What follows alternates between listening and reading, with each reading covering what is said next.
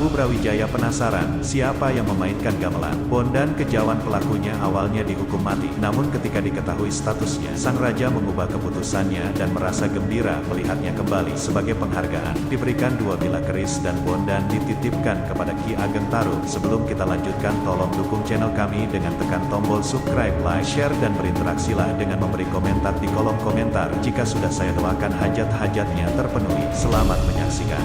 Di balik kegemilangan kerajaan Majapahit yang megah, terdapat kisah menarik tentang seorang pria bernama Bondan Kejawan. Dia adalah putra ke-14 dari Prabu Brawijaya, raja kerajaan Majapahit terakhir, hasil dari hubungan dengan seorang dayang bernama Putri Wandansari, yang melayani istri Prabu Brawijaya, Dewi Dwarawati, Putri Campa. Kehadiran Bondan Kejawan bukanlah tanpa kontroversi. Menurut ramalan para ahli nujum, anak ini dipercayai akan membawa keburukan bagi kerajaan Majapahit, sehingga Prabu Brawijaya memerintahkan agar bayi itu dilenyapkan. Namun, nasib berkata lain, bayi tersebut malah diselamatkan oleh Ki Buyut Masahar, yang kemudian membesarkannya. Kejadian menarik terjadi saat Bondan Kejawan mengikuti Ki Buyut Masahar ke Majapahit. Di tengah keramaian, tanpa disangka, Bondan Kejawan malah bermain-main dengan Gong Kiai Sekar Delima, salah satu pusaka keraton Majapahit. Kejadian itu membuatnya ditangkap dan dihadapkan pada Prabu Brawijaya. Namun, kebenaran terungkap ketika Ki Buyut Masahar menjelaskan bahwa Bondan Kejawan adalah putra kandungnya sendiri. Hukuman mati pun dibatalkan. Ketika Prabu Brawijaya mengetahui bahwa Bondan Kejawan adalah anaknya, dia memberinya hadiah berupa senjata pusaka, termasuk tombak Kiai Pleret. Kemudian, Bondan Kejawan berguru kepada Ki Ageng Taruh, yang memiliki putri bernama Nawangsih.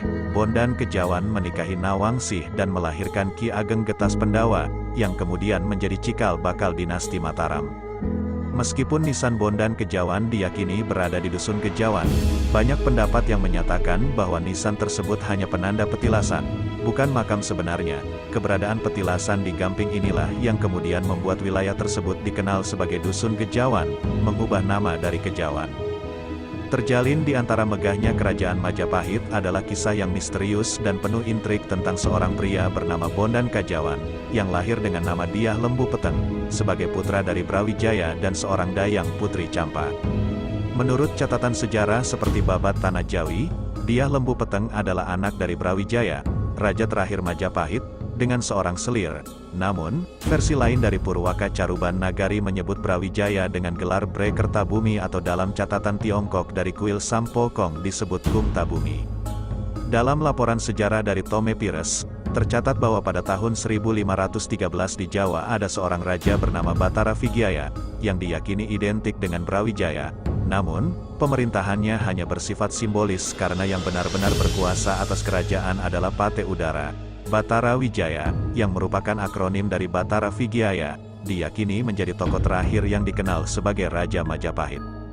Bre Kertabumi alias Batara Wijaya dikisahkan memiliki seorang selir yang dikenal sebagai Putri Cina, yang kemudian melahirkan Raden Patah. Namun, karena perselisihan di antara istri-istri Brawijaya, Putri Cina akhirnya diberikan kepada Adipati di Palembang, Arya Damar, yang kemudian menurunkan Raden Kusen. Selain itu, Babat Demak juga menyebutkan bahwa salah satu permaisuri Brawijaya, Diah Dwarawati atau Diah Amarawati, adalah seorang putri Campa yang beragama Islam. Diah Chandrawulan, ibunda Sunan Ampel, juga disebut sebagai adik dari Diah Dwarawati, menjadikan Sunan Ampel sebagai keponakan Putri Campa. Babat Tanah Jawi bahkan menyebutkan bahwa Brawijaya dengan Putri Campa memiliki seorang putri bernama Ratna Pambayun, yang kemudian menikah dengan Andayaningrat, Adipati Pengging, dan menurunkan Kebo Kanigara dan Kebo Kananga. Kisah-kisah ini menyoroti kompleksitas dan intrik di dalam Istana Majapahit, mengungkap lapisan-lapisan sejarah yang tersembunyi di balik gemerlapnya kekuasaan. Dengan segala keunikan dan teka-teki yang disajikan, Bondan Kejawan menjadi bagian yang tak terpisahkan dari warisan sejarah Nusantara yang patut diselami lebih dalam.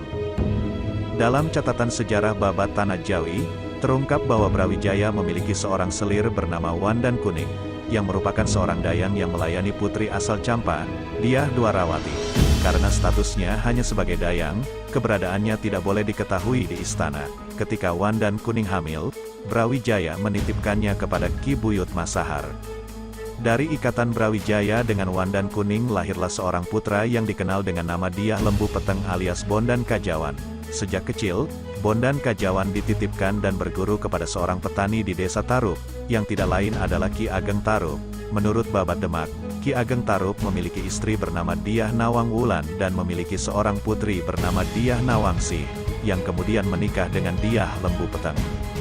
Dyah Lembu Peteng kemudian menikah dengan Dyah Nawangsih dan memiliki 3 orang anak, Dyah Dukuh, Ki Ageng Wanasaba, Dyah Depok, Ki Getas Pandawa, dan seorang putri bernama Rara Kasihan, Nyai Ageng Ngerang. Dari keturunan ini, lahirlah tokoh-tokoh penting dalam sejarah, seperti Ki Ageng Wanasaba, Ki Getas Pandawa, dan Nyai Ageng Ngerang. Mereka membawa serta jejak-jejak perjalanan panjang dinasti yang penuh warna dan misteri. Dengan silsilah yang kaya akan intrik dan hubungan keluarga yang rumit, kisah Bondan Kajawan tidak hanya menjadi sepotong sejarah, tetapi juga sebuah legenda yang menarik untuk diselidiki lebih dalam. Prabu Brawijaya, raja terakhir kerajaan Majapahit, mengalami masa-masa sulit ketika dirinya terkena penyakit yang memalukan, maka dimulailah pencarian pengobatan untuk menyembuhkan penyakit yang menghinggapinya. Dalam meditasinya, Prabu Brawijaya diberi petunjuk bahwa satu-satunya cara untuk sembuh adalah dengan menikahi seorang pelayan wanita dari keturunan Wandan. Wanita tersebut juga harus menjadi istri terakhir bagi Prabu Brawijaya. Pilihan jatuh pada Putri Wandansari, yang juga dikenal sebagai Bondrit Cemara, seorang dayang yang setia melayani Permaisuri Dewi Dwarawati. Cerita ini tercatat dalam Babat Tanah Jawi, mulai dari Nabi Adam sampai tahun 1647. Berdasarkan catatan tersebut, Prabu Brawijaya sembuh setelah menikahi sang dayang, yang kemudian dikenal sebagai Wandan Kuning, dan melahirkan Raden Bondan Kejawan. Namun, ironisnya, saat Putri Wandansari melahirkan anak dari Prabu Brawijaya, bayi tersebut justru diserahkan kepada Ki Buyut Masahar dengan perintah untuk dilenyapkan. Para ahli nujum meramalkan bahwa anak tersebut akan membawa keburukan bagi kerajaan Majapahit. Namun, Ki Buyut Masahar malah merawat bayi tersebut, yang kemudian diberi nama Bondan Kejawan. Suatu ketika, saat Ki Buyut Masahar menyerahkan hasil panen kepada Prabu Majapahit, Bondan Kejawan secara diam-diam ikut serta. Ketika penyerahan hasil panen berlangsung, Bondan Kejawan menjelajahi istana dan menemukan hadiah istimewa dari Raja Campa, Gamelan Sekar Dalima. Dengan begitu, dimulailah perjalanan sang pangeran yang dipenuhi dengan misteri dan takdir yang suram. Dari kisah yang memukau ini, kita belajar bahwa takdir seringkali terpaut dengan keputusan-keputusan yang tak terduga, dan bahwa bahkan dalam kegelapan, ada cahaya harapan yang bersinar. Dalam gemerlap istana, terdengarlah suara gamelan Sekar Dalima yang memukau. Namun, gamelan tersebut bukanlah sembarang alat musik, ia adalah gamelan pusaka yang hanya boleh dimainkan pada waktu-waktu tertentu. Ketika suara gamelan tersebut mencapai telinga Prabu Brawijaya, ia memberikan perintah untuk memeriksa siapa yang berani memainkannya. Saat Bondan Kejawan ditangkap, dia dengan gagah berani mengakui bahwa dirinya adalah anak angkat Ki Masahar, juru sawah yang telah merawatnya. Meskipun awalnya Prabu Brawijaya memberikan hukuman mati, namun ketika diketahui bahwa Bondan Kejawan adalah anak angkat Ki Masahar, sang raja pun mengubah keputusannya. Bahkan, ia merasa gembira melihat kembalinya putra angkatnya tersebut. Sebagai tanda penghargaan, Prabu Brawijaya memberikan hadiah 2 bilah keris bernama Mahisan Nuar dan Malela kepada Bondan Kejawan.